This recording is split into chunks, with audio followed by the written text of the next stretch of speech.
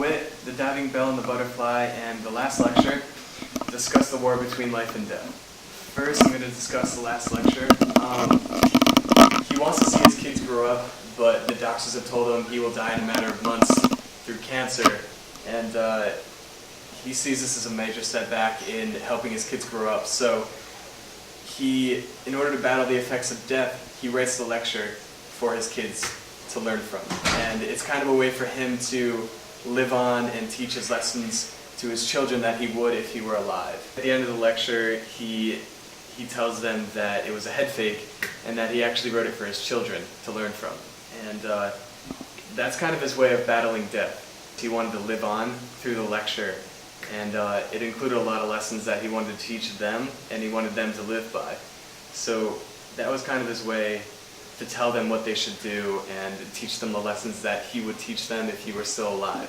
Basically, he teaches them to keep the childhood spark alive, because once that's gone, you never get it back again, and just a lot of lessons like that he wants them to keep and hold them in mind. Okay, so in the movie Wit, she finds out she has cancer, but she doesn't know how to take anything emotionally, so she just ends up laying in bed and analyzing it the whole time. For example, the nurses always ask her if she wants any visitors or anything, or any human contact, and she always turns it down, saying, no, that's ridiculous, I don't need that. Basically, she keeps the emotion hidden throughout the entire movie, and you don't really see any emotion until the end, when her college professor, who earlier in life told the student, when she was going to her classes and was one of her students, she told her to go out on the lawn and make some friends, and she actually ends up going to the library instead and avoiding all human contact. So when the professor actually visits her, she ends up laying in bed and comforting her, and that's when she ends up crying. For the first time in the whole movie, she ends up breaking down and crying and acting as if a person should if they had cancer. And I think that she fought it intellectually more than emotionally, unlike the other two stories who wanted to really make connections with other people and take it emotionally, like the way they should.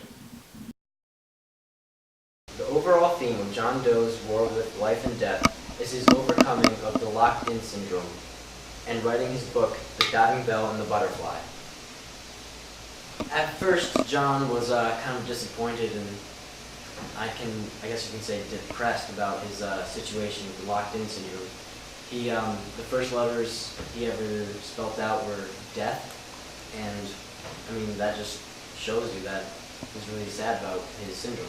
When John Doe first realized that he had locked-in syndrome, he started to get really depressed, and he wanted to die. He didn't want to live anymore if he couldn't use his body. And one of the nurses developed a certain alphabet that he could actually blink to. It's actually a system, so it's instead of A, B, C, D, E, F, G, it's the most popular letters to the least popular. And they were able to communicate through that. And at first he wasn't really accepting of it because he was so depressed, and if he couldn't talk with his mouth, he didn't want to talk at all.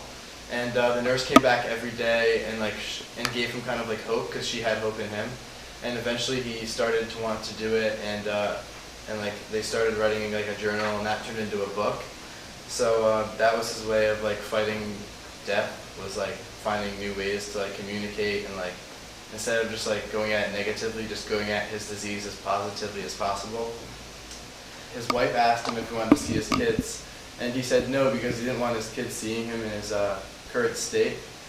But after he became more hopeful of the situation and got out of his depression, on Father's Day, him and his kids went down to the beach and they played hangman and they played all these fun things, and he got to actually spend time with his family like he hasn't done in a long time.